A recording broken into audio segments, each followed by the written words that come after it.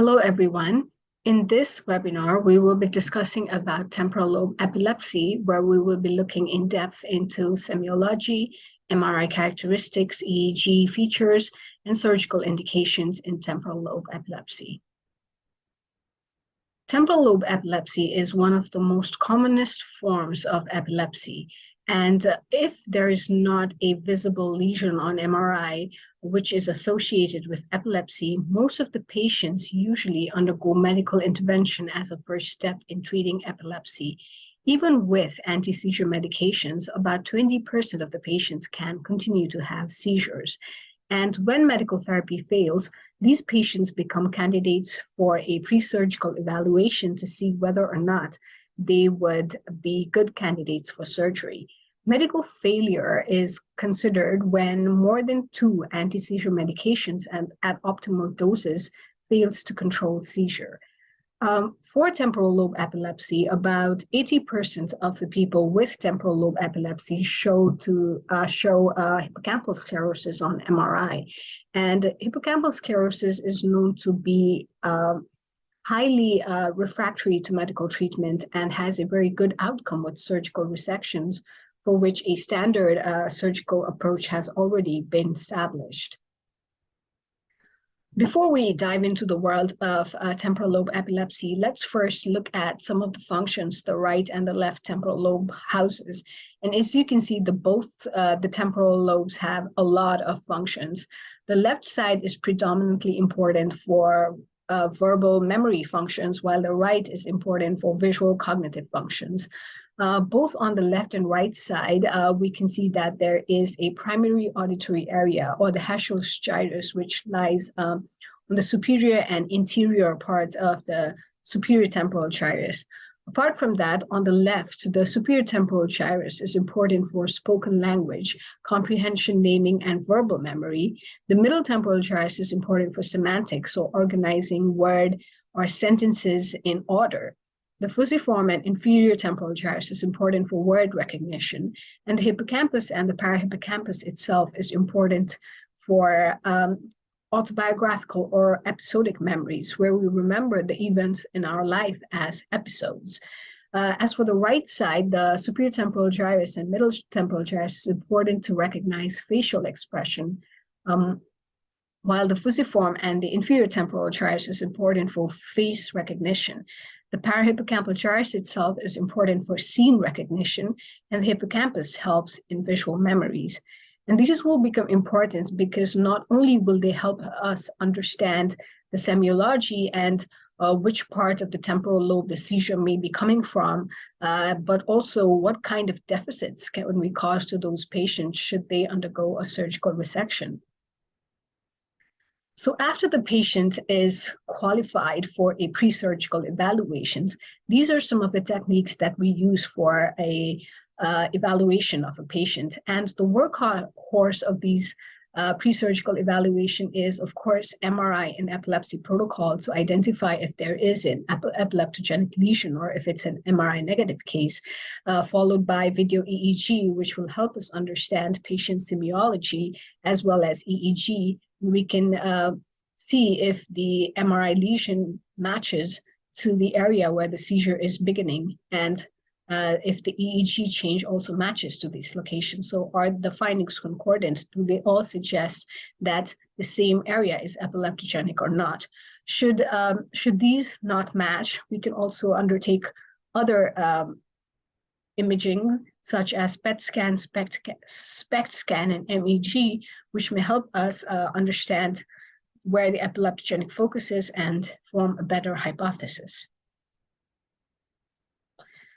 So this is the ILE 2017 classification of seizures, and for temporal lobe epilepsy, it is usually focal seizures with very less motor component and a lot of non-motor component. So it's not very motor in nature, rather it has more features such as autonomic, behavioral arrest, cognitive, emotional, or sensory features. The only motor manifestation that temporal lobe epilepsy usually has is that of automatism. Temporal lobe epilepsy doesn't generalize as much. Sometimes there may be occasional secondary generalizations, but it's not as common. So Impaired awareness is important because temporal lobe, as we saw earlier, is important both for language and memory. And impaired awareness usually suggests that the dominant temporal lobe is involved. Sorry. So this is a figure that shows the different types of seizure symptoms that may be seen with activation of different parts of the temporal lobe. The seizures can be just mesial in onset, which have a more frequency of epigastric aura, fear, or experiential auras. And they also have more oral automatism and gestural automatism in common.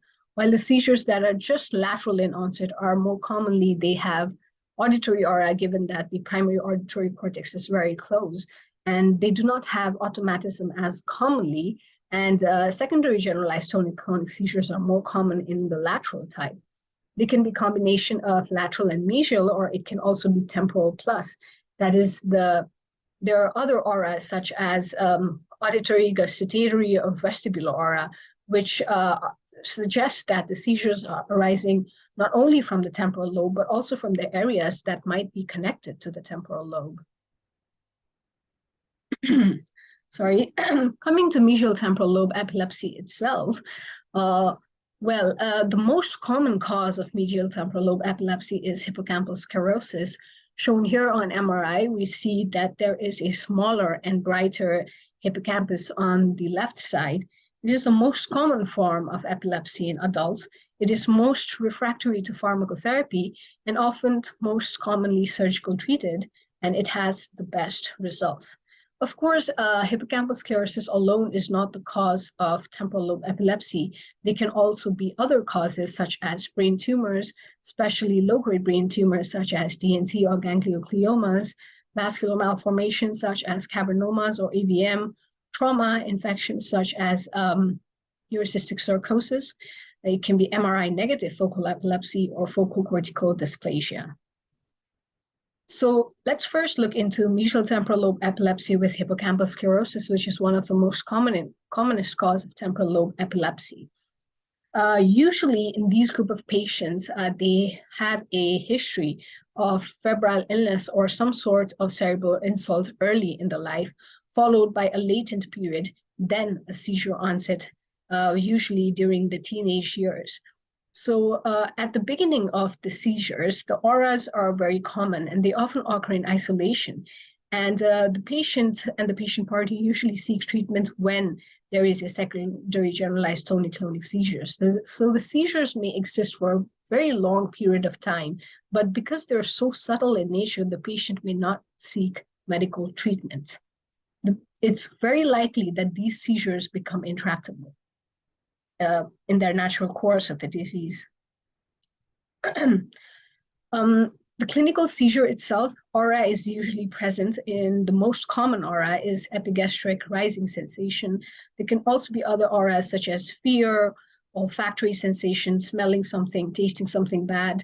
The seizures usually begin as a behavioral arrest, followed by automatism, often involving the oral movements such as lip smacking, chewing movements, or that of the hand, where the hand appears to try to pick something or searching for something. More often than not, usually when there's automatism of the one hand, the other hand is in a dystonic posture. It may not be seen in all the patients, but in a typical case, we might see that. In a post-ictal phase, because the temporal lobe is important both for language and memory, there might be some sort of global disorientation, and patient may not immediately be at his baseline cognitive levels, as well as especially if it involves the dominant temporal lobe, the patient may not be able to speak during seizures or after seizures because the epileptic discharges cause inactivation of the language areas. Neurological examination isn't anything unusual. It's usually normal. There might be some memory deficits. EEG, of course, is mandatory in these patients. Typically, they show a sharp spike or wave in the anterior temporal electrodes during interictal or between seizures. During ictal or seizure itself, there might be a focal onset of rhythmic theta activity, which is classic hippocampal seizure pattern. Apart from these, and the MRI itself would show a hippocampal sclerosis. Apart from this, if other tests are desired, PET, SPECT can be done. Neuropsychological evaluation is mandatory in all patients undergoing epilepsy surgery. And for these group of patients, it may show some sort of material-specific memory disturbances. So now diving more deeper into the ictal symptoms of temporal lobe, as we already saw that the patients can have subjective as well as objective ictal symptoms. Subjective ictal symptom means that the patient is feeling these symptoms, but we as an observer cannot see anything changing. So for us, it looks like nothing is happening, while objective symptoms are apparent to the observer as well. Some of the subjective ictal symptoms are rising epigastric sensation, experiential auras where they feel like they're in a dream, fear, panic, deja vu where they feel familiar or unfamiliar with the environment. It can be auditory hallucinations, olfactory or gustatory hallucinations. And objective symptoms include behavioral arrest or automatisms, which can present as focal aware or focal impaired awareness seizures. They rarely undergo secondary generalization, but if they do, secondary generalization in the new classification is known as focal to bilateral tonic-clonic seizures. So all of these motor parts are obvious to the observer. And this is very important given the functions of the temporal lobe that we have to differentiate whether the seizures are coming from the dominant temporal lobe or the non-dominant temporal lobe. Usually in a right-handed patient, we consider left side as the dominant temporal lobe for language and memory. And if the seizures are coming from the left side, it is more likely for those patients to have ictal or post-ictal aphasia. That is, they cannot speak during seizures or after seizures. This is usually due to inhibition of the language areas due to the seizures. And they also might have a post-ictal disorientation. That is, they don't come back from their seizures to their normal baseline cognition immediately. It takes them some time. That's because the memory is affected. And the automatism, that is the automatic movements of the lips and the hands that they do, is often accompanied by impaired awareness and responsiveness. That's the patient doesn't remember doing these activities. And when these seizures are occurring, the patient is not responsive to the medical attendant or whoever is present. As for the seizures arising in the non-dominant side, ictal speech. So the patient is able to speak during the seizures, and usually the speech that they are able to do is intelligent and not random speech. Also, they return much faster to the baseline. That is, their cognition, the memory and cognitive abilities are not affected to that extent. Often the automatism are occurring with preserved responsiveness. That is, the patient is able to respond to you, to the environment. They may even remember this, what happened during the event. And other autonomic features such as ictal vomiting, ictal urinary urge, periictal water drinking, post-ictal coughing, post-ictal nose wiping are characteristics of a non-dominant side temporal lobe epilepsy. Now, localizing and lateralizing signs. So there are certain features, certain symptoms during seizures which help us localize to the temporal lobe. And there are certain features which help us lateralize, whether it's coming from the ipsilateral hemisphere or the contralateral hemisphere. For temporal lobe, some of the symptoms that indicate that the seizure is coming from the temporal lobe are these symptoms, such as rising abdominal sensation, fear, deja vu, autonomic, olfactory, gustatory, automatism, auditory hallucinations, and ictal or post-ictal aphasia. And we'll be looking into more detail for all of these. Lateralizing features, and now lateralizing features, so you can see that more of the non-motor symptoms are important in localizing to the temporal lobe, but none of these help lateralize, whether it is this side or that side, but they do help localize. And it is usually the motor features that help lateralize which side the seizure is coming from. For example, dystonic limb, that is dystonic posture of one of the limb. So if the patient has a right dystonic limb, this suggests that the seizure is coming from the left temporal lobe. Similarly, immobile limb has the same value as the dystonic limb. That is, if the right limb is immobile, it suggests that the seizure is coming from the left temporal lobe. Although generalization is not very common, if it does occur, there is forced head and eye turning. And the side in which the head turns is contralateral to the seizure focus. Same for facial alterations. And ear plugging may be bilateral or unilateral, although it only has a value when it is unilateral. And if it's unilateral, it's contralateral to the seizure onset, as well as post-ictal motor deficits. As for the ipsilateral side, manual automatism or movements of the hand, doing fumbling movements or trying to pick something up, if accompanied by dystonic limb of the other limb, this hand that is showing manual automatism is same side as the seizure onset, but it alone doesn't have a very good lateralizing value. It must be accompanied with a dystonic limb of the opposite limb. Unilateral blinking has a very good lateralize. It's not very common, but it has a very good lateralizing value, and it lateralizes to the same side. Non-forced head turning very early in the seizure also lateralizes to the same side, and post-ictal nose wiping, the hand that is used to wipe the nose, is same side as the seizure onset. So some of the motor characteristics can be really helpful in trying to see which side the seizure is coming from. Apart from this, temporal lobe epilepsy can present with other various symptoms, mostly autonomic symptoms, such as cardiovascular symptoms such as tachycardia, arrhythmia, bradycardia, rarely asystole, dilatation of the pupils, shivering, cold salivations. Occasionally, they can be sexual ictal manifestations, flushing, ictal vomiting, etc. And coming to the post-ictal symptoms, and this is very interesting in temporal lobe epilepsy because sometimes the post-ictal symptoms are more severe than the seizure itself, and they can last for hours, which can often result in patient wandering about the street, behaving normally or even in socially unacceptable manner, and later having no recollection of the event whatsoever. They can also have post-ictal aphasia or global disorientation, especially if the dominant temporal lobe is involved, because both language and memory will be affected, and it will take some time for these patients to come back. Apart from that, other various symptoms such as mental, physical fatigue, drowsiness, inability to concentrate can also be present as post-ictal symptoms. Now here we have a video of a typical temporal lobe epilepsy case. This patient had a seizure that was seizure onset confirmed in the left temporal region by EEG and MRI. So if we look at the patient's seizure,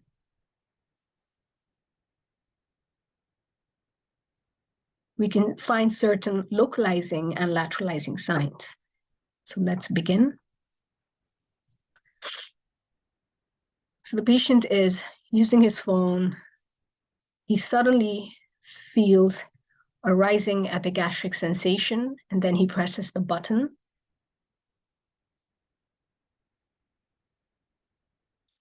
He's talking on the phone, just hanging up the phone.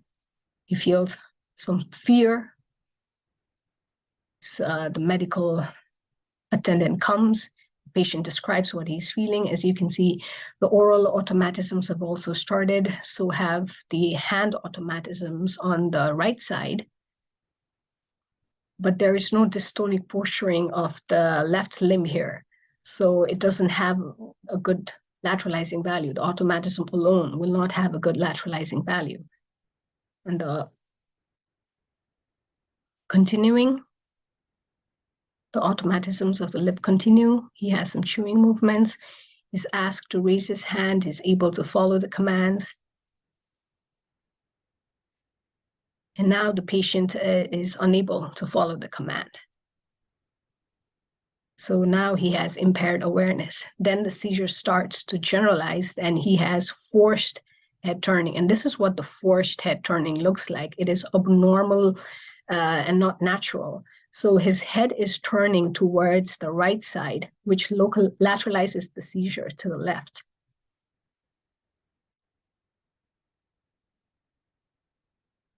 Now he is starting to have some asymmetric posturing. And here you can see in asymmetric posturing, that the right limb is extended and the left limb is flexed. So in asymmetric posturing, seizure lateralizes to the side opposite to the extended limb. So here the right limb is extended. That means seizure is opposite to that limb. So it's on the left side. So several lateralizing and localizing signs in these seizures.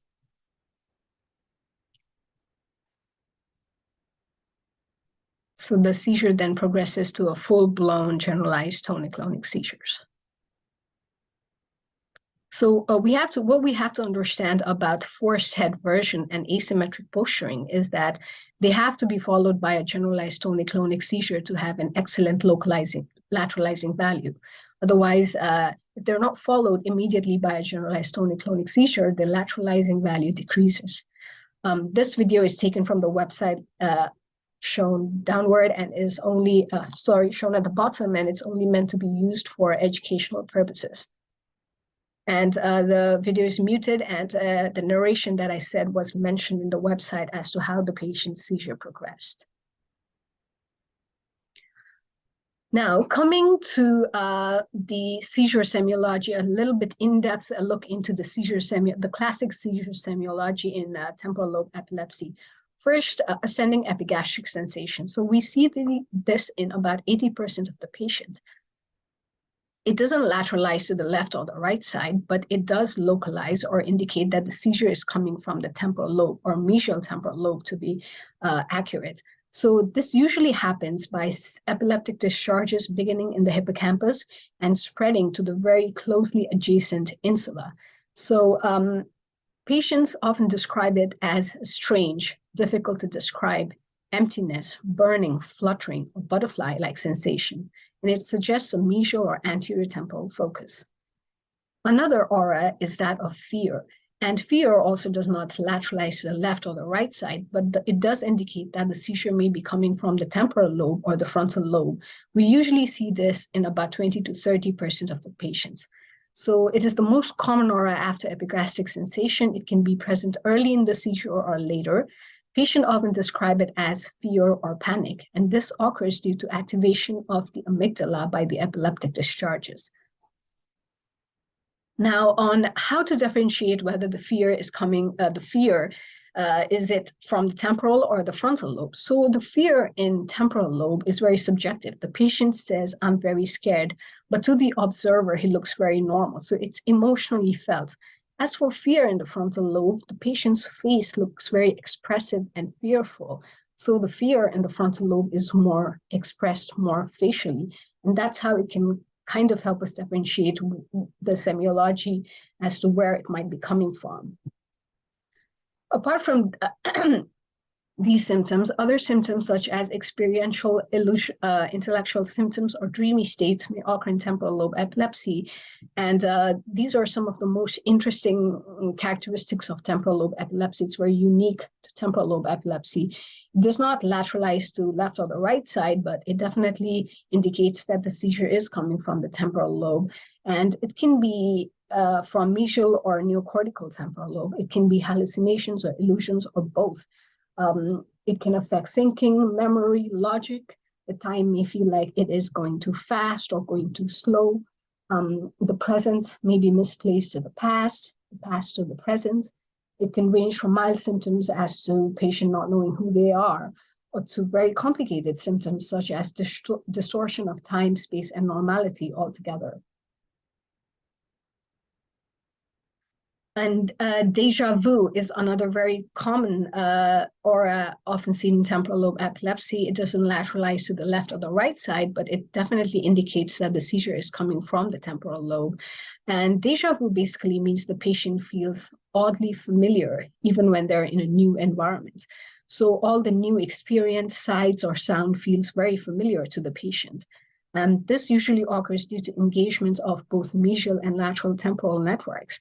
And patient often describes it as, "I've seen this before. It was also familiar to me, as if I knew them, as if they were close friends."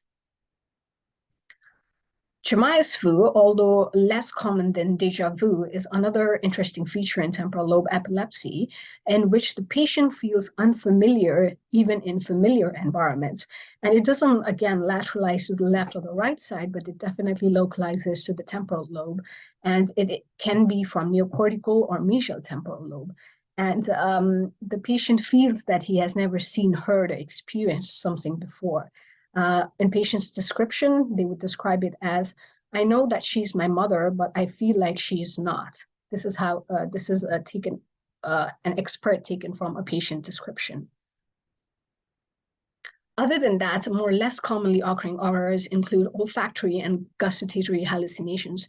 They're not as common, and both of them don't help lateralize to the left or the right side, but olfactory hallucinations are very common in temporal lobe epilepsy, especially if there is hippocampal sclerosis. And this usually occurs because of activation of amygdala, orbitofrontal cortex, or the insula. Patient often describing it as a strong smell of gas or a smell of rotten leaves. While gustatory hallucination may be more suggestive of a temporal plus epilepsy, often involving the insula or the perisylvian bank, usually the taste is of unpleasant or strange taste. Patient often describing as a taste of rotten food or a taste of burnt food. Language impairment. Language impairment is a single most important feature that can help us lateralize the seizure to the dominant or the non-dominant side. If there is language impairment during the seizure or after the seizure, we usually lateralize it to the dominant side. But this language impairment may not exclusively be seen in temporal lobe epilepsy. We can often see it in frontal lobe epilepsy. Shown here is a diagram of the language network, and you can see it's very extensive. So depending on which part of the brain is affected, that part may be affected, inhibited by the epileptic discharges. Patients often describe it as, I know what's going on and I can understand what they are saying, but I cannot speak. So most patients are able to understand the conversations fully, but they are unable to speak or carry on conversations. And the impairments can range anywhere from vocalization, where patients is able to vocalize but not verbalize their thoughts, to speech arrest, complete speech arrest. Ictal speech, if present, is very intelligible speech, but in the setting of altered consciousness, and obviously indicates that the non-dominant temporal lobe is involved. And post-ictal aphasia indicates that the dominant temporal lobe is involved. The mechanism of language impairment is such that there is inhibition of both anterior and posterior language areas. And post-ictal aphasia occurs because there is global disorientation in both language and memory. Now, let's take a look at a aphasic seizure. So in this patient, he has a left mesial temporal sclerosis, as confirmed by the EEG and MRI. So here,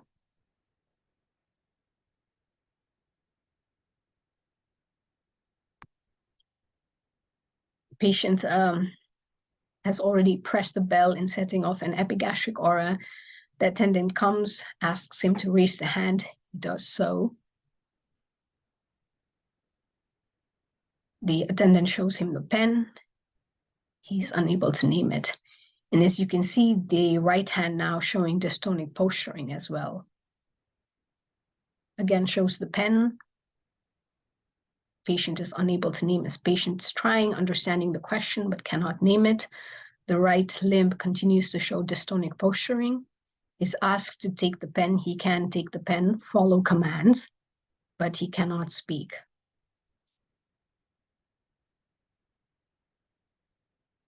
Cannot name the objects. So this is what aphasic seizures would look like, and this is how we're supposed to check if the patient has aphasia or not. Coming to other semiologies, and now we come on to more of the objective symptoms, which we as an observer can see too. So behavioral arrest. So what it means is that the patient suddenly stops what they're doing and blankly stares. And usually seen in 25% of the patients with temporal lobe epilepsy, doesn't have any lateralizing or localizing value. But of course, if it falls within the pattern of a typical evolution of temporal lobe epilepsy, beginning with epigastric aura, followed by fear, and then behavioral arrest. Then it has an excellent localizing value to the temporal lobe. So it's usually lasts for about 1 minute, and its mechanism is due to the epileptic discharges spreading to the mesial temporal structures, the cingulate, the intermediate frontal lobe, and the orbitofrontal cortex. So here we will observe the behavioral arrest as well as the progression of seizure in this patient. Here the patient has a right temporal lobe epilepsy as confirmed on EEG by right temporal rhythmic delta. His MRI, however, was normal. So beginning with the seizures.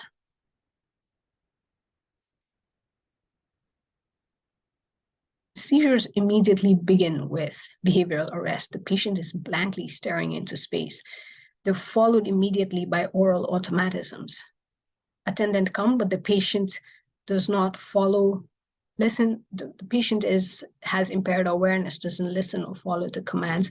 And as you can see, his left side is showing manual automatism.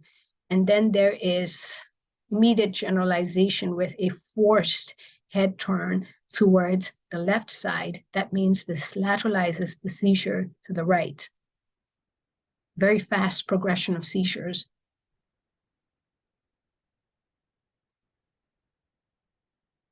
Following forced head version, now the patient has asymmetric posturing. Here we can see that the left limb is extended. That means the seizure is contralateral to the extended limb. So here, again, the seizure lateralizes to the right. After asymmetric posturing, the seizure immediately then progresses on to become generalized tonic-clonic seizures. So it's important to understand what the elements of consciousness are so that we know what to check in a patient.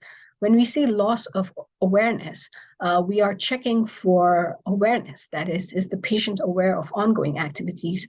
Do they have memory of the time when we checked them, what they were doing? Are they responsive to any verbal or visual stimuli?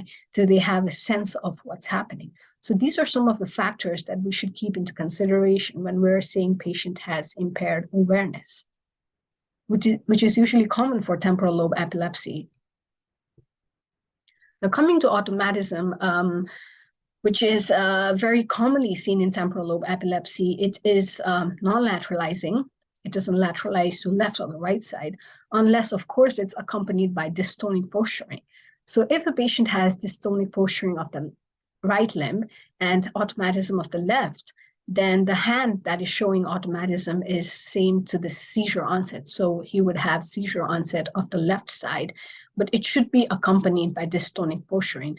Alone, it doesn't have that big of a lateralizing value. Usually, we see automatism either in temporal or frontal lobe epilepsies. So automatism can range from simple automatism, often seen in temporal lobe epilepsy, to more complex automatism, which we often see in frontal lobe epilepsies. In simple automatism, there are no major behavioral changes. So the patient is just sitting and the automatism immediately begin and the movements are very simple. They can range from oral elementary automatism, such as lip smacking, chewing, or swallowing, to vocal automatism, where the patient repeatedly is saying the same word or making the same sound, to verbal automatism, the way the patient keeps talking or keeps singing, to gestural or manual automatism, very commonly seen in temporal lobe epilepsy, such as fumbling, fiddling, rubbing, trying to pick your clothes, or ambulatory automatism, in which patient is capable of performing very well coordinated walks, such as walking straight or even in circles or even driving. Complex automatism, on the other hand, are accompanied by very rich behavioral changes, so they're very much more dramatic, and they may consist of some embarrassing actions such as undressing in public or chewing objects that are not eatable, wandering or running around inappropriately, or even aggressive behavioral acts. In some of the cases, the patient may even be able to cook, drive, and have conversations, later having no memory of such episodes. So let's look at some of the examples of automatism. Here, You can appreciate the patient having oral automatism, a chewing-like movement, and then she has automatism of the hand, the left hand, followed by left limb as the chewing movements continue.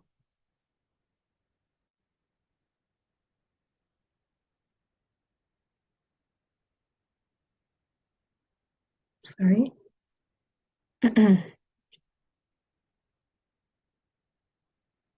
Sorry, the video doesn't seem to be working, but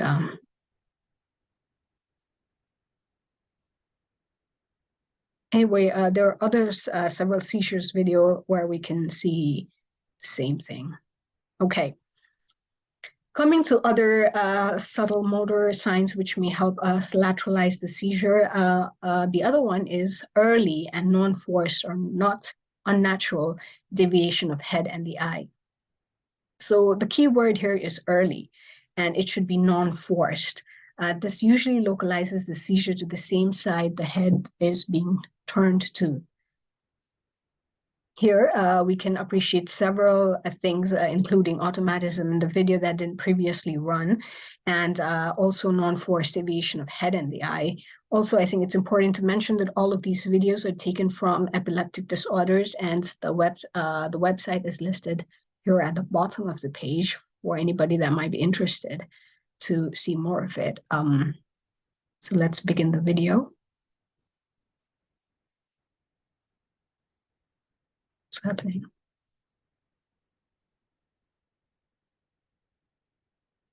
Sorry, I'm going to restart the presentation.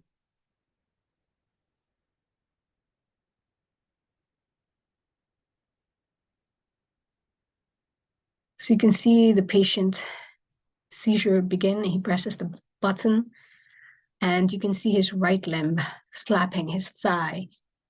There's bilateral blinking of the eye and some sniffling on the patient's part. Then he starts to fumble and move around with his clothes. And this is the early and non-forced deviation of the head that we're talking about. So it's turning towards the right side, which lateralizes seizure to the right. The patient did have right mesial temporal sclerosis. Seizures are then followed by head nodding. His automatisms continue. It's also important to note that as his automatisms continue, which are starting from the right limb, his left limb is immobile. And as we saw earlier, that immobile limb has the same lateralizing value as the dystonic limb. So this is a very excellent temporal lobe epilepsy where there's automatism of the right, immobile limb of the left, which lateralizes the seizure to the right side. And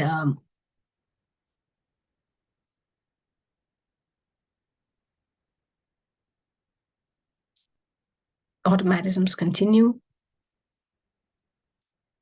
The head nodding continues. Bilateral blinking continues.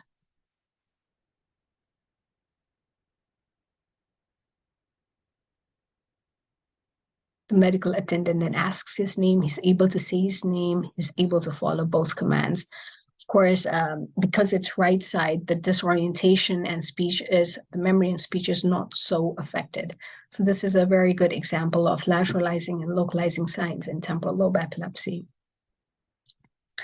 And dystonic posturing. So coming to dystonic posturing, as already discussed several times, it has a very good lateralizing value, and it is usually contralateral. So if there's a right side dystonic limb, the patient has a left mesial temporal, left side temporal lobe onset. It can be present in both temporal and frontal lobe epilepsy. We usually see it in about 20 to 30% of the patient, and it has a positive predictive value of 90 to 92. The mechanism is because of activation of the basal ganglia. While in temporal lobe, it may occur a little later during seizure. In frontal lobe, it occurs in the beginning of the seizure. And unilateral immobile limb, as we just saw in the previous video, the patient had automatism of the right limb, but his left hand was immobile. It has the same value as the dystonic limb, although it may not be that common. And this occurs due to activation of the motor negative areas. And coming to forced deviation of the head and eye, we already saw in several videos shown earlier. Forced deviation has a contralateral lateralizing value. That is, if the head is turned towards the right, the seizure onset is on the left. It is more commonly seen in neocortical temporal lobe epilepsy rather than mesial temporal lobe epilepsy. And again, usually forced deviation of the head and eye is followed by asymmetric posturing, or known as figure of four posturing. And here, it has a contralateral localizing value to the extended limb. So that is, if the right limb is extended, the seizure onset is from the left side. Now, of course, for both of these to have an excellent lateralizing value, they must be followed by a generalized tonic-clonic seizures. Unilateral eye blinking, it's not very common, often just seen in maybe 1.5% of the patients, but it is very, very highly localizing to the mesial temporal areas, the mechanism of which is unclear. So that ends our semiology. So as you can see, the temporal lobe semiologies are very subjective in nature, often the patient feeling the symptoms while the observer themselves not being able to witness any change, and how it progresses and how automatisms, dystonic limb, unilateral limb posturing, and ictal, post-ictal aphasia are then important parts of lateralizing and localizing the seizures. Now let's move on with EEG findings. So interictal means EEG between seizures, and ictal means EEG during seizures. So in a classic case, we might see something like temporal spikes or sharp wave in the anterior temporal electrodes, but and many times there can be no findings or just a marked asymmetry of the backgrounds. But apart from the temporal spikes and sharp waves, there can be some slow waves, which also have an excellent value. For example, TERDA, which is temporal intermittent rhythmic delta, seen during interictal phase, has a very good localizing value similar to that of spikes. Other is monomorphic, very slow waves seen intermittently during interictal phase. They help in lateralizing the seizure to the side in which they're seen. As for ictal onset, in temporal lobe epilepsy, a classic hippocampal seizures usually present with rhythmic slow waves in theta frequency. But apart from that, other ictal onsets such as low amplitude, fast activity, rhythmic spikes can also be seen. Let's take a look at some of the examples of the EEG. This is interictal, that is between seizures. In patient 1, here we can see in the left temporal side, shown in the red box, there is a rhythmic slow wave, intermittent run of rhythmic slow wave. And the best way to study EEG is to compare the left temporal to the right temporal. So what changes we're seeing in F7 and T3 cannot be seen in F8 and T4. So this rhythmic monomorphic run during interictal helps to lateralize seizure to one side, in this case, the left side. In patient 2, this is a classic, this is what a classic mesial temporal epilepsy with hippocampal sclerosis EEG would look like, where we see a sharp sharp wave or spike and wave in the anterior temporal electrodes, in this case, F8 and T4. And TERDA, which, as mentioned earlier, has the same value as that of the spikes, is a short burst of 10 seconds or so of delta activity. And here, in this patient, the patient had bitemporal epilepsy. So here we can see both on the right and then on the left side, TERDA, which is marked in the red box. So TERDA indicates that the mesial structures are involved, and usually the changes are, again, seen in the anterior temporal electrodes. So where are the anterior temporal electrodes? When we talk about anterior temporal electrodes, we're essentially talking about F7 to T3. T3 is actually a mid-temporal electrodes, and highlighted here in red is where you would be observing these activities. When the electrodes are placed in your 1020 system, this is normally the part of the brain that they would be recording from.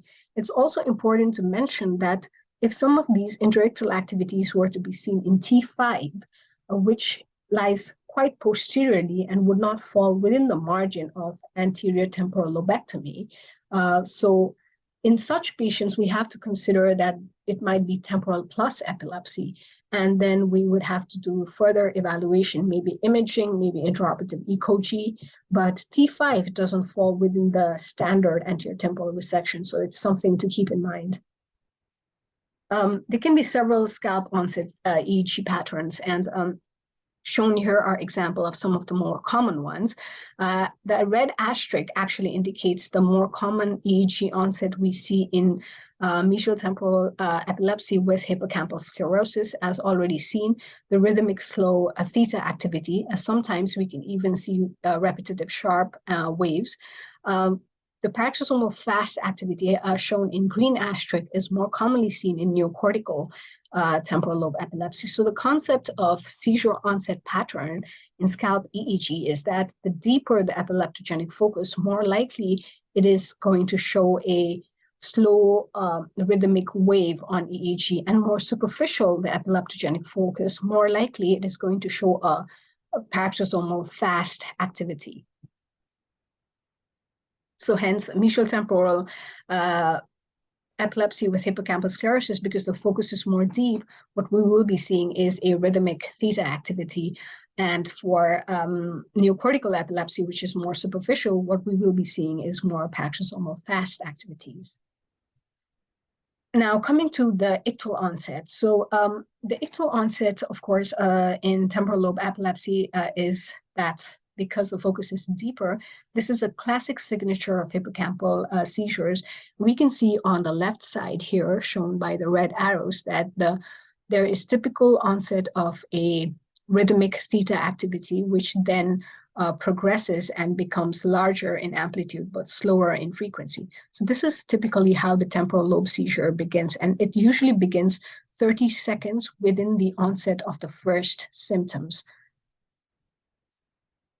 Apart from that, there can be other EEG features as well. Now, this is a characteristic delta frequency, and you can see here again in the right temporal electrodes on T2 here and F8, F4, F8, F8, T4, there is a rhythmic delta activity. Maybe this is more indicative of course, it's a temporal lobe seizure, but rather than coming from the hippocampus, it may be an extrahippocampal seizure coming from the temporal base, temporal pole, or even sometimes the temporal neocortex. This is a continuation of the same EEG. Now we can see that the delta has now evolved in frequency, and it is now theta in onset in the right temporal region. So you can see the red arrow there. Usually, if the delta frequency evolves to theta within 30 seconds, it is indicative of a mesial onset. But if the delta continues in delta frequency, maybe it is extrahippocampal, coming from the temporal base or the temporal pole. And these are other patterns of ictal onset, but they occur far less commonly than the ones just shown previously. And this shows a rhythmic spiking in the left temporal regions. And this, again, is where you would be seeing the EEG changes during ictal period. So the anterior temporal and mid-temporal electrodes, F7 and T3. Again, seizure onset outside, not outside, but at T5 would indicate that the epileptogenic zone may be much larger, and the standard surgical treatment may not cover those areas, so we might want to look further into it. Now, there are certain nuances in temporal lobe epilepsy, one of which most common is bitemporal spikes, and these are very frequently seen. So what to do when we see bitemporal spikes? So these spikes independently, the left and right temporal lobes are spiking.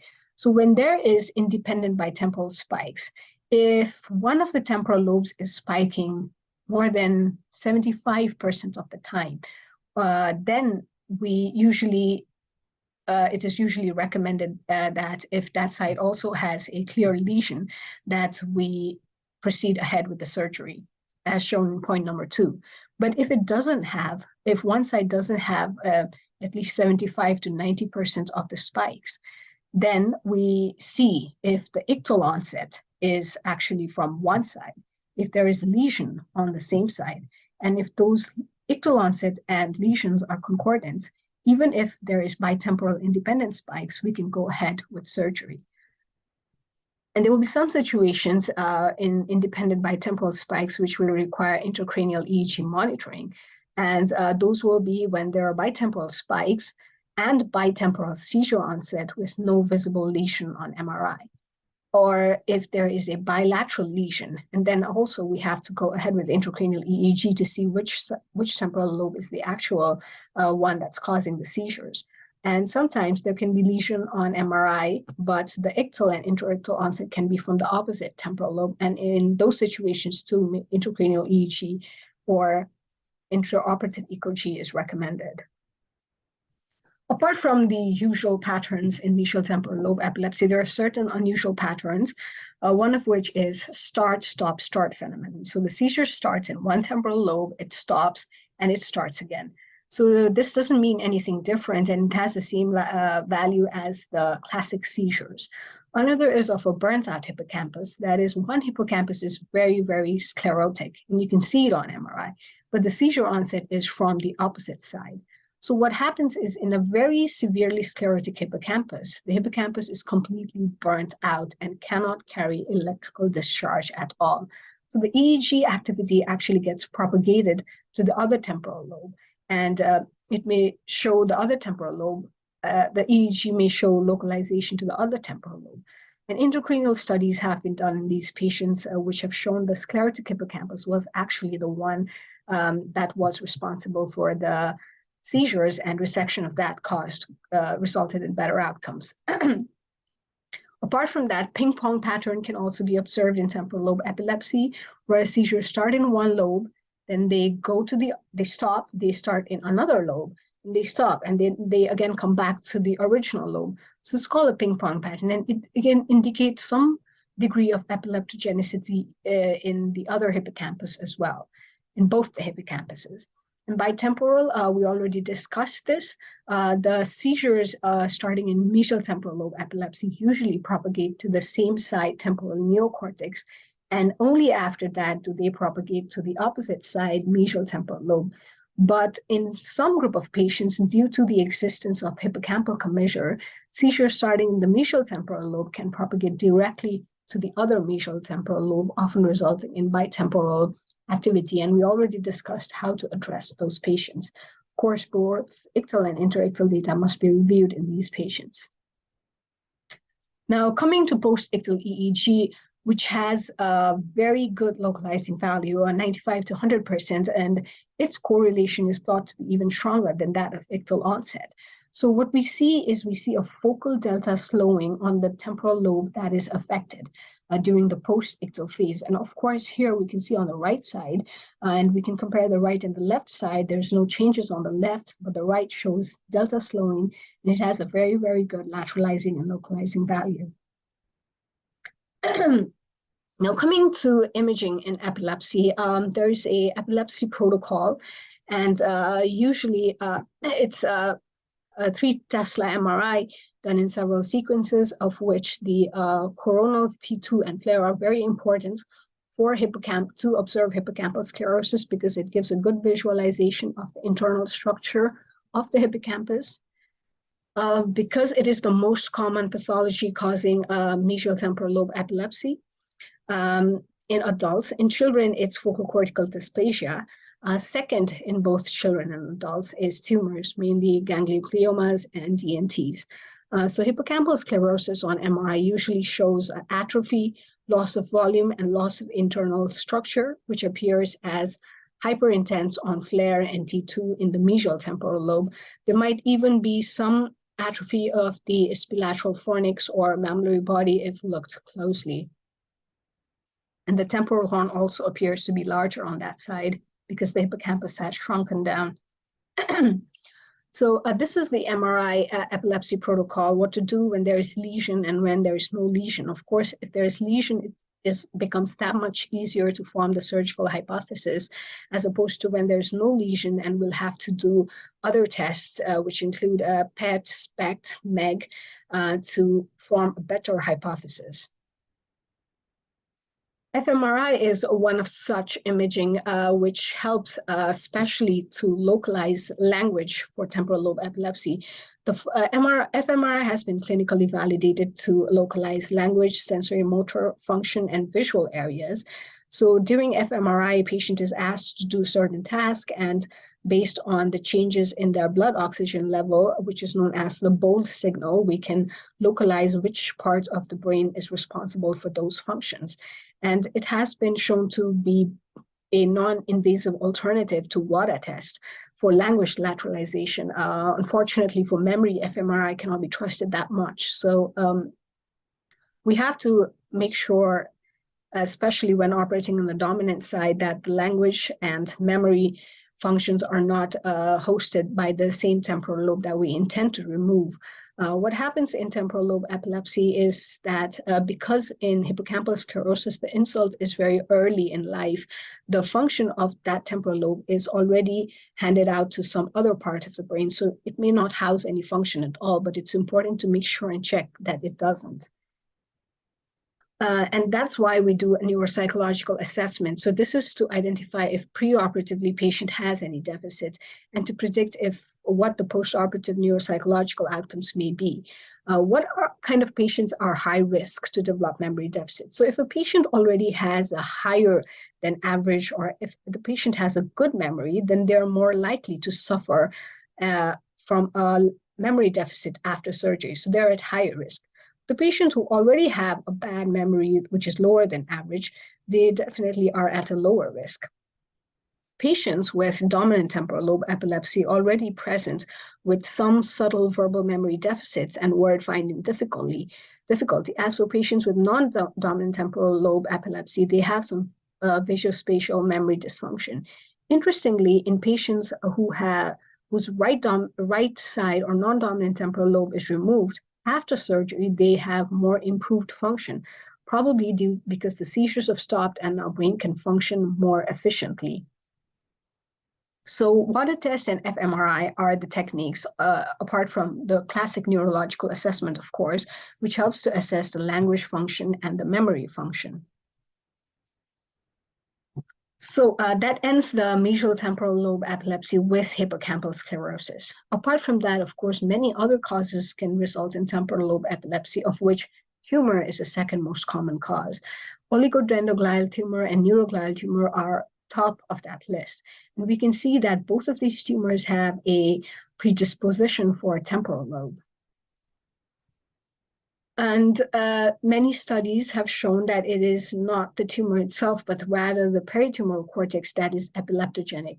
And hence, we have to do a tailored surgery by using intraoperative ECOG, which results in better seizure outcomes. And many studies have shown that usually DNT and gangliogliomas are accompanied by area of focal cortical dysplasia around them, which cannot be visible on MRI or even to the naked eye.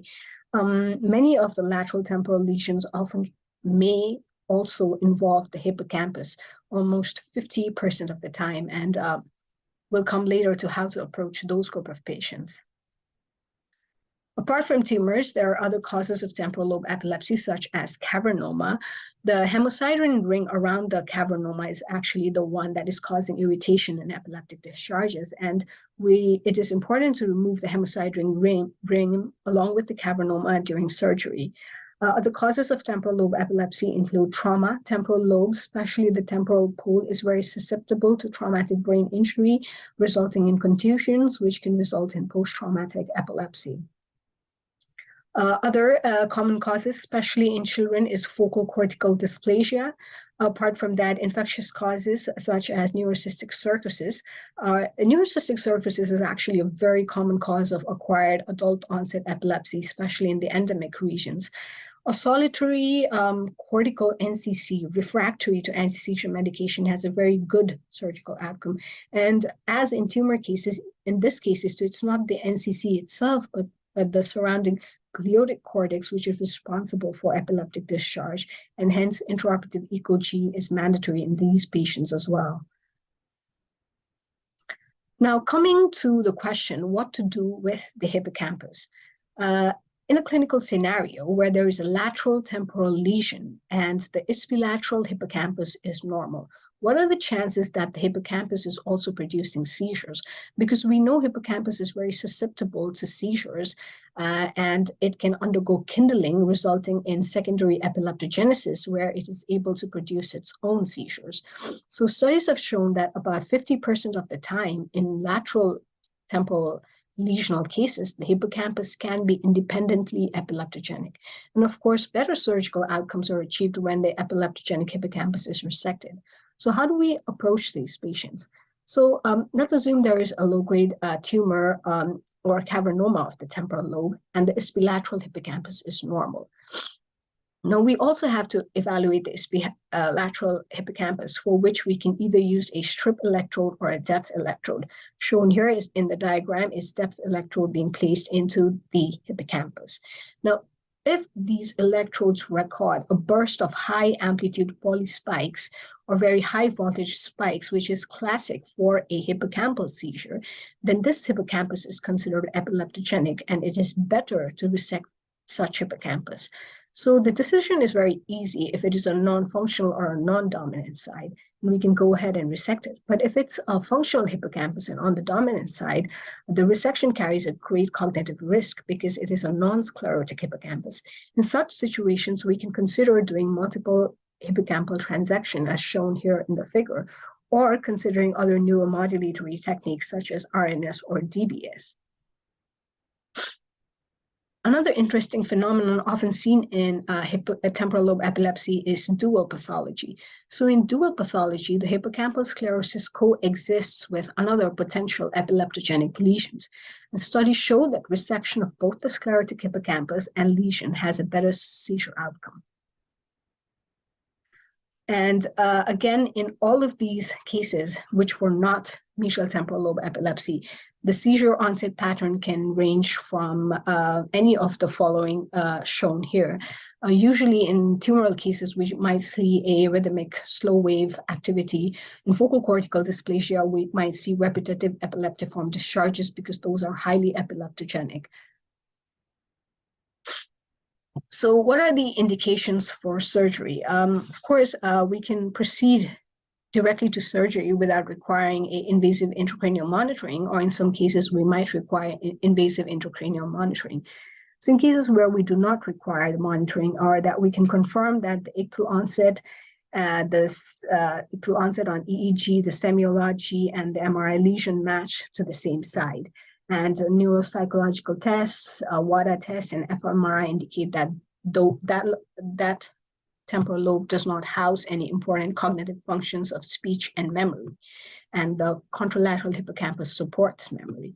But in some of the cases, we might be requiring intracranial monitoring, especially that the EEG shows that the seizure onset is not only limited to the anterior mesial temporal lobe, but it might be extending further away from that. For example, the spikes and seizure onset seen in T5 electrode, or there is no hippocampal sclerosis, or in MRI negative cases, also in neocortical cases where we have to determine the margins of resection.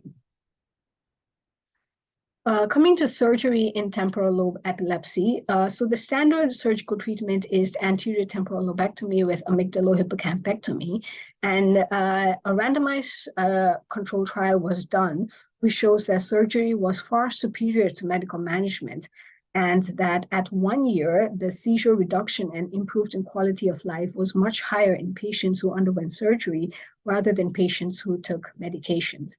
And the surgery can be your standard anteriotemporal lobectomy with amygdalohippocampectomy, or just selective amygdalohippocampectomy, which is known, both of them have same seizure control, but better cognitive outcomes can be seen when in selective amygdalohippocampectomy. We'll be just very briefly, not in detail, just very briefly discussing the surgery and the surgical steps. So the patient's position, a patient is usually placed supine with head turned 50 degrees contralaterally, and the head is also markedly extended towards the same side shoulder. And this helps to flatten the axis of the hippocampus, resulting in more easier disconnection and removal of the hippocampus. This is the exposure before the craniotomy, and here shown in the red arrows is the direction in which the surgery moves forward, and shown shaded are the areas which we remove during the surgery. So limits of resection is very important. Usually a Penfield dissector is passed along the middle temporal gyrus to the temporal pole, and we measure the distance from the temporal pole. So if it's the dominant side, we can resect up to 4 centimeters because we cannot go further behind than that, because the superior temporal gyrus actually has a language speech center, and it can result in damage to those areas. And for non-dominant side, we can go up to 6 centimeters behind. Going further posterior than that can result in contralateral upper quadrant homonymous hemianopsia. So 4 centimeters for the dominant side and 6 centimeters for the non-dominant side. And the surgery is usually started by a corticectomy carried out along the superior temporal sulcus. Followed by, so that is the superior corticectomy. Then a posterior corticectomy is done along the middle and inferior temporal gyrus, and the corticectomy is deepened about 2 to 3 centimeters which also includes the fusiform gyrus. And after this corticectomy, the lateral temporal lobe is then disconnected. And the direction of this disconnection is headed towards the bony protuberance found on the floor of the middle fossa, so that we don't inadvertently enter the temporal horn and cause injury to some of these structures that lie medial to the temporal horn.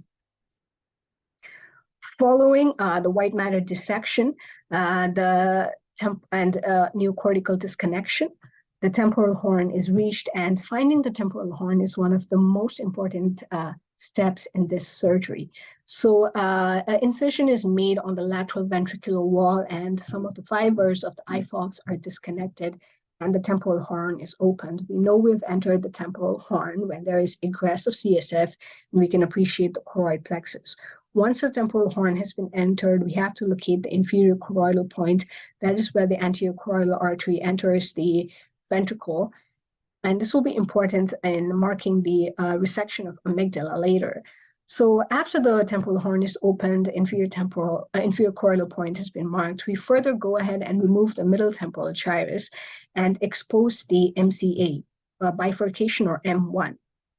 And then an imaginary line is drawn from this M1 to the initially located inferior choroidal point. As shown here in the figure, the right arrow, the red arrow shows the MCA, the blue arrow shows the inferior choroidal point, and the black arrow is the line between the MCA and inferior choroidal point. So this is the upper border of amygdala removal. Because amygdala is very close to the pallidum, so we might end up injuring the globus pallidus. So remaining below this line helps to not injure the pallidum. So only inferior 2/3 of the amygdala is actually removed. So after this line is marked, we go ahead and remove the amygdala and the uncus. So of course the arytenoid plane is maintained throughout the surgery to not injure the vessels and the nerves. And after adequate removal of the uncus, we can see the underlying structures such as the third nerve, the PCA, and the brain stem, which confirms that adequate uncus has been removed. Following removal of the uncus and amygdala, we then go ahead and remove the hippocampus. The head of the hippocampus is disconnected from the inferior choroidal point and removed, followed by removal of the body and then the tail of the hippocampus. Of course, this is just a very rough description of the surgery. And post-operative, that's what the MRI would look like. So during the post-operative phase, supratherapeutic levels of anti-seizure medications are advised. There can be some seizures during the immediate post-operative period, but they do not indicate a poor long-term seizure outcomes. Anti-seizure medications are then continued up to 2 years, even if the patient does not have seizures. And after the patient has been proven, it's been proven that the patient has had no seizures during this 2-year time, then we can begin discontinuing or reducing the dose of these medications. So mesial temporal lobe epilepsy with hippocampal sclerosis, the group of patients who undergo surgery have seizure-free rates of 71 to 82%. So it's a absolutely life-changing surgery, having excellent seizure outcomes, post seizure freedom outcomes. Now, let's briefly look into MRI negative temporal lobe epilepsy. Of course, when there's a lesion on MRI, it becomes so much more easier because all we have to do is match the semiology and the EEG to the lesions, and then we can proceed ahead with the surgery. But many group of patients have a MRI negative temporal lobe epilepsy. And what do we do in such patients? So whenever a patient has MRI negative temporal lobe epilepsy, it can be coming from anywhere within the limbic network. And shown here below is the connections of the limbic network.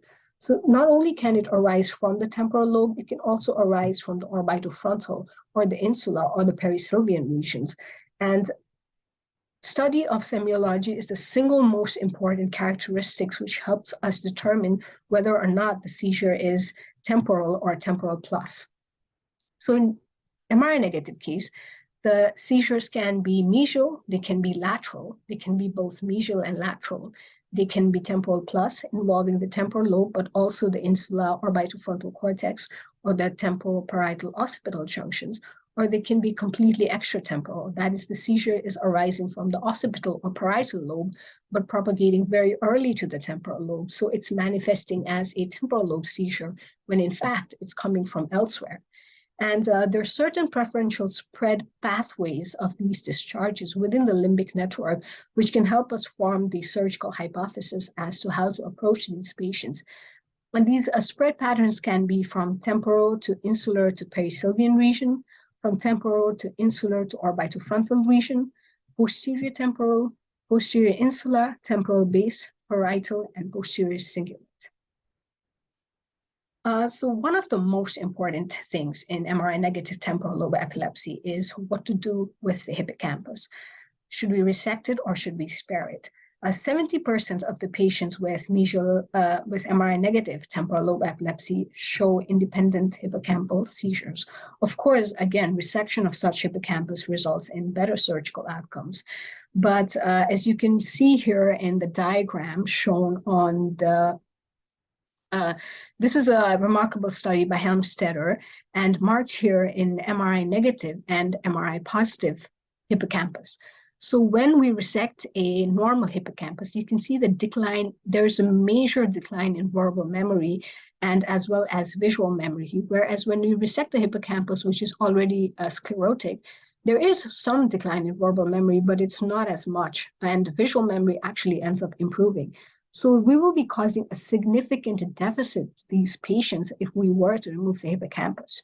Were we to not remove it, the seizures will continue in these patients. So it's important, of course, to evaluate whether or not there are hippocampal seizures, but what to do, and how to counsel the patient greatly depends on whether we're removing the dominant side or the non-dominant side. And if the seizures are coming from the dominant non-sclerotic hippocampus, then we might have to consider other options such as multiple subpile hippocampal transactions or using neuromodulatory devices. But hippocampus is very commonly involved in MRI negative cases, and they all need evaluation. All the cases of MRI negative temporal lobe epilepsy needs hippocampal evaluation. This is again the same figure as shown before, showing where the seizures might be coming from depending on patient's semiology. And semiology becomes the most strongest evidence to support whether it's mesial, lateral, or temporal plus in MRI negative cases, and where we should be placing the electrodes, should it be SEEG depth or subdural electrodes to assess the patients. So we'll look further into the semiology in these patients. So this shows that, for example, a patient presenting with a visual aura. Obviously, visual aura is more common in occipital epilepsy. So this might suggest that the patient has extratemporal epilepsy. That is, the seizures are beginning in the occipital lobe and then rapidly propagating to the temporal lobe. Simple auditory hallucinations or illusions. So auditory cortex is present in the Heschel's gyrus located in the lateral temporal lobe. So this might indicate that the lateral temporal lobe might be active. As for olfactory and abdominal aura, these are more commonly seen in mesial temporal lobe epilepsy. So if the patient's MRI is negative and the patient has abdominal olfactory aura, then we can be certain, like, okay, we know that the seizures are starting from the mesial temporal lobe. Similarly for deja vu and Jamais vu, which are also more commonly seen in the mesial temporal lobe. And if the MRI is negative, but the patient has auditory aura, then we might form a hypothesis that, okay, the seizures are starting in the lateral temporal lobe. A brief discussion on auditory hallucinations and illusions. So they can be unilateral or bilateral. If unilateral, they have a lateralizing value and they lateralize to the contralateral side. Of course, shown here in the figure highlighted in green is the Heschel's gyrus, which is the primary auditory cortex. And seizures beginning here begin with auditory hallucinations. So there are two areas. So this is the primary auditory area, and there can be an association auditory area. Seizures beginning in the primary auditory area often present as tinnitus-like sensation, buzzing, or ringing. And seizures begin, so they're more elementary in nature, but seizures beginning in the association areas are often more complex, occurring as voices, music, or offensive or even friendly sounds. Patient often describes it as that buzzing in both ears, a voice of a man saying that I have to go, or hearing music. So, of course, the mechanism of this is activation of the Heschel's gyrus by the epileptic discharges. Apart from auditory hallucinations, illusions can also occur. So illusion means hearing something that isn't there at all. And it can make sounds, hallucination means hearing something that isn't there at all. Illusions mean distortion of something that is already present there.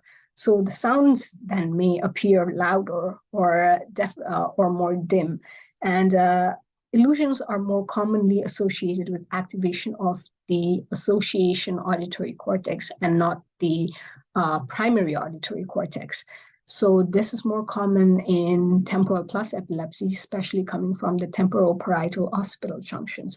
Patients often describe it as, my hearing is so heightened that I can hear everything loud. Voices fade away. Voice of a woman sounds like that of an animal. So this is indicative of a lateral temporal onset seizures.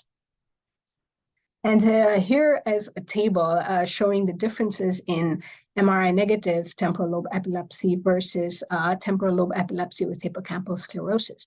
And we can see that the higher incidence of febrile seizures or some sort of cerebral insult is more common in patients who have hippocampal sclerosis. And the seizure onset is much younger in hippocampal sclerosis, while much older in MRI negative cases.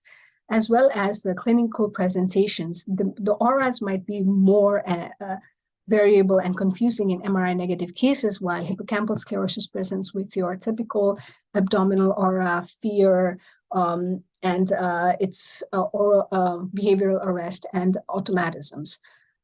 As for the ictal onset, again, we saw with hippocampal sclerosis, it's typical theta onset rhythms, while for MRI negative cases, it can be variable depending on which part of the temporal lobe is involved. So for imaging MRI negative cases, obviously there is nothing there to see. In hippocampal sclerosis cases, we see a clear hippocampal sclerosis. Functional imaging may prove to be helpful in both of them. As for seizure outcomes, hippocampal sclerosis has 71 to 82% of seizure freedom rate, while MRI negative cases, if the case is MRI negative but PET positive, then they have almost same outcome as that of hippocampal sclerosis, which makes these group of patients excellent candidates for surgery. If not, if the PET hypometabolism is more distributed and larger, they still have a chance of about 50% seizure freedom, which would be almost negligible if they were to continue on anti-seizure medications. So MRI and MRI negative temporal lobe epilepsy is obviously negative, but some other things such as volumetric analysis of the gray matter can be done. And usually it shows widespread gray matter atrophy in the thalamus, insula, parahippocampal gyrus, superior and inferior temporal gyrus of the temporal lobe involved. Apart from this, FDG PET is the single most useful imaging technique when the MRI is negative. And we usually do it during interictal period, and we look for hypometabolism. Shown here is a hypometabolism of the left temporal lobe and the mesial temporal, left anterior and mesial temporal part. And what hypometabolism indicates is that this is the area of ictal onset and the preferential spread of epileptic discharges. Of course, the area of hypometabolism can be much larger and extend beyond the epileptogenic zone. And there are a certain group of patients who have MRI negative but PET positive temporal lobe epilepsy. And these patients have same surgical outcome as the patients who have hippocampal sclerosis. So these are very good candidates. If FDG PET is not available, of course, arterial spin labeling can be done. And hypoperfusion during arterial spin labeling can provide a significant information about the lateralization of the seizure focus. Several other studies have also done DTI in MRI negative cases, and it has shown that MRI negative temporal lobe epilepsy shows significant FA reductions in the corpus callosum, the superior inferior longitudinal fasciculus, and the corticospinal tracts. This is seen on the side that involves the side of the temporal lobe epilepsy. Resting state fMRI, which is another excellent substitute to see which side the seizure is coming from. So how do we interpret this? Is that we do resting state fMRI of both the temporal lobes, and the affected temporal lobe will show decrease in local functional connectivity. While the other lobe is not going to show that. So this is how we can find out which side the seizures are coming from. Studies have shown that hippocampal sclerosis has this resting state fMRI can be done in both MRI negative and in patients with hippocampal sclerosis, and it can prove to be very helpful. MRS has also been done where NAA to creatinine ratio is actually a marker of neuronal functions, and there have been studies which have shown reduced NAA to choline plus creatinine ratio over the hippocampus is bilateral to the seizure focus. So there will be reduced these biomarkers on the temporal lobe that is involved in seizure generations in both a hippocampal sclerosis patient as well as MRI negative patients. So this can also prove to be helpful when the MRI is negative and we need more information. Apart from that, SPECT, another one of the most utilized techniques in epilepsy imaging. So it is indirect measurement of the cerebral blood flow changes. It can be done in both ictal and interictal period, although ictal is more preferred. So during ictal period, we will see an increased neuronal activity leading to increased regional cerebral blood flow. Hence, there will be a hot spot or increased tracer uptake in the temporal lobe involved. While in interictal period, the same area will show hypometabolism because that area is more hypoactive. And even in MRI negative cases, the scalp seizure onset pattern can be the same ones. So the scalp seizure onset pattern doesn't change. These are the most commonly seen scalp seizure onset patterns. So assuming there is a MRI occult focal cortical dysplasia, because the characteristic EEG pattern of focal cortical dysplasia is repetitive epileptiform discharges, we might see that pattern. For example, if it is a ongoing hippocampal sclerosis and not reached there yet, or end folium sclerosis, we might see a hippocampal seizure onset pattern, which is of a rhythmic theta. For example, if it is a lateral temporal onset of seizures, we might be seeing paroxysmal fast activity. So it really depends on the etiology. So invasive EEG is something to be considered in MRI negative cases because we don't know where the seizures are coming from. We don't know the margins of this resection area. So it's very commonly used for MRI negative cases. So the indications of doing an intra-invasive EEG is there is lack of lateralizing or localizing focus in multifocal cases, or of course in MRI negative cases. So our surgical options can include from using depth electrodes, which are placed stereotactically, especially in the deeper areas in temporal lobe epilepsy, that will be the hippocampus, to using subdural electrodes, which are more useful in extraoperative functional mapping. So these are depth electrodes used to see the activity of the hippocampus, or used in bitemporal epilepsy to confirm which side the seizure is coming from, or subdural grids, which can range from strip electrodes to larger grids, which are more useful in mapping the eloquent cortex. And SEEG, also known as stereotactic EEG, is most helpful to study the seizure propagation pattern. So not only does it study the seizure onset, but also where it is propagating. And because the MRI negative cases, the seizure can be coming from anywhere within the limbic network. Usually the entire limbic network is mapped out. So there is a very less chance of missing the seizure onset and its propagation pattern. And use of SEEG has hence resulted in a very good seizure outcome, even in patients who have MRI negative temporal lobe epilepsy. So how is intracranial EEG actually done? So what we do is we place the intracranial electrodes in the area that we have suspected the seizure is coming from, so our primary hypothesis. We place all of the electrodes in those areas, and we then close the brain. And the patients are then monitored for 7 days in the video EEG room, where ideally we try to capture three seizures, habitual seizures, of course. And then all of the areas are mapped. So we map each electrode where the intraictal discharges were seen, where the seizure onset was seen, where the early propagation was seen in each of the electrodes as shown here in the figure.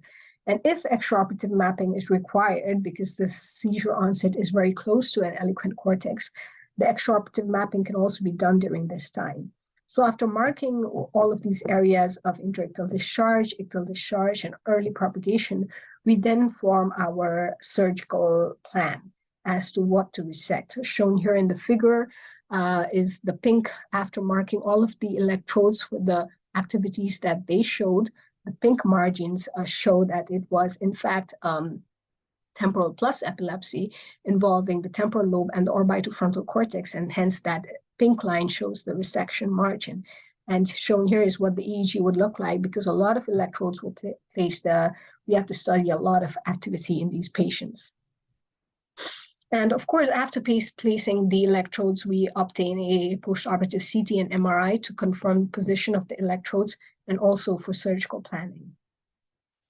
Alternatively, intraoperative ECOG can also be used to guide the resection, especially if the epileptic discharge in MRI negative temporal lobe epilepsy is just confined to the anterior temporal electrodes. Studies have shown that use of intraoperative ECOG and resection in such cases has good seizure outcomes. Of course, the resection is entirely performed in the subpile plane to prevent injuring the vascular branches. And these are some of the intracranial EEG onset pattern, and they're very different if they're coming from the mesial temporal lobe or if they're coming from the lateral temporal lobe.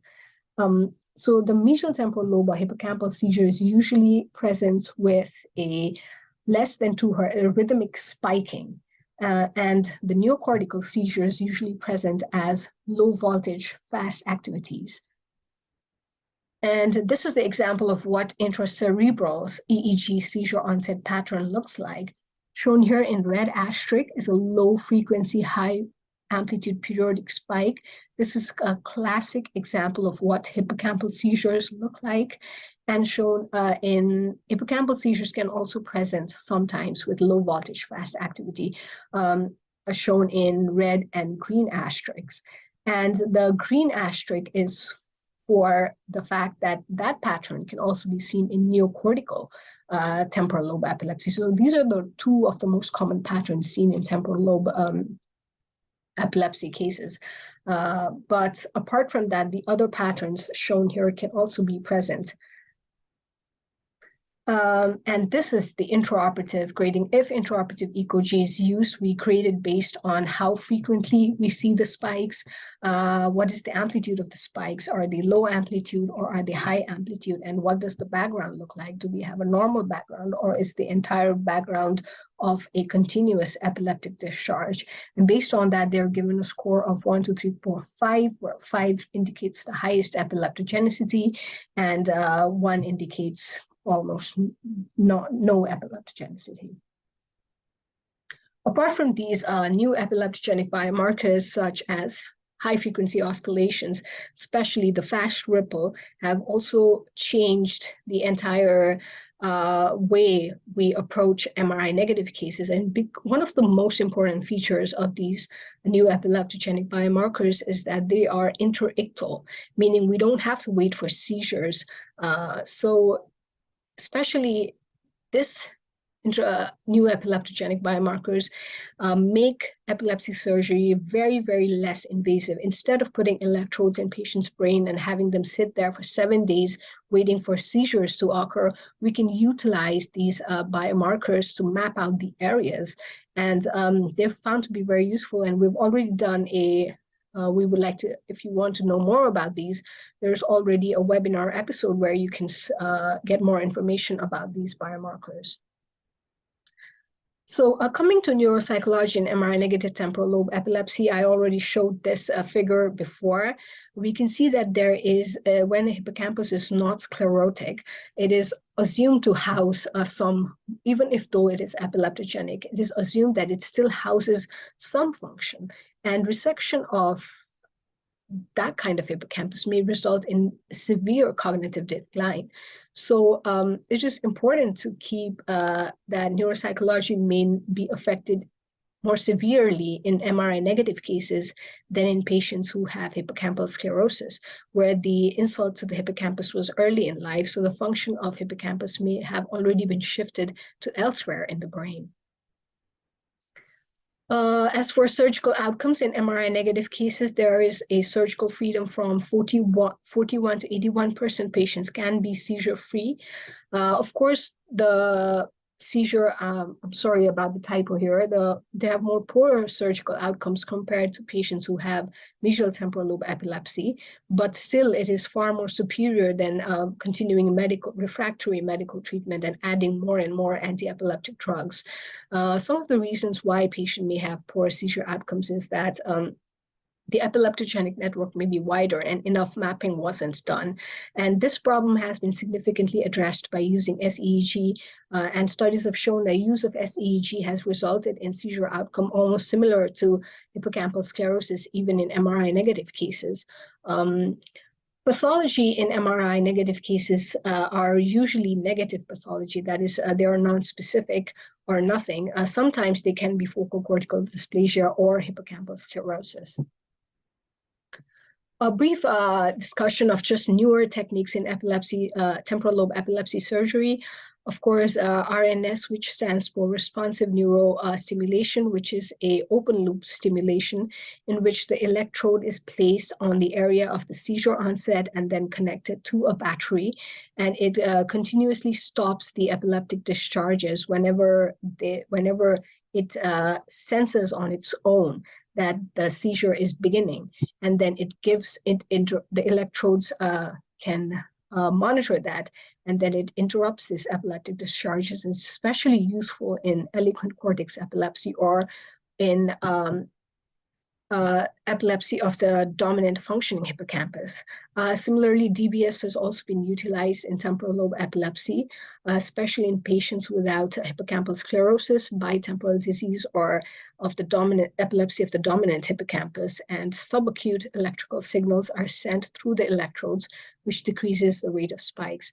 And newer surgical techniques such as stereotactic EEG laser-guided therapy has also been done for patients with mesial temporal lobe epilepsy. It is assumed to be less invasive and causing no damage to the other white matter tracts or to the temporal stem, and so the IFOF and the uncinate fasciculus remain intact, so the patient's other functions are not damaged. But of course, none of these have a seizure outcome superior to that of the resective surgery. So in conclusion, temporal lobe seizures can present with symptoms which are very subtle and may often be misdiagnosed as psychiatric illnesses, especially focal impaired awareness seizures. Hippocampal sclerosis is the most common cause of temporal lobe epilepsy, and most of the time they are refractory to anti-seizure medications. Surgery has excellent outcomes with 82% seizure freedom. In lateral temporal lesion, assessing the hippocampus on the same side with intraoperative ECG and resection of hippocampus showing repetitive spiking has a better seizure outcomes. In MRI negative temporal lobe epilepsy, we can have situations where it can be mesial only, mesial plus lateral, lateral only, temporal plus, or extratemporal. Semiology, imaging, and invasive evaluation are most helpful, of which the workhorse is, of course, the semiology. In MRI negative temporal lobe epilepsy have less successful outcome than mesial temporal lobe epilepsy with hippocampal sclerosis, but still better than refractory medical therapy. Multiple hippocampal transactions can be done in cases where the dominant functioning hippocampus is epileptogenic, which eliminates the epileptic discharges but preserves the function. All patients with seizures refractory to anti-seizure medications must undergo pre-surgical evaluation to assess if they can be candidates for surgery. Thank you.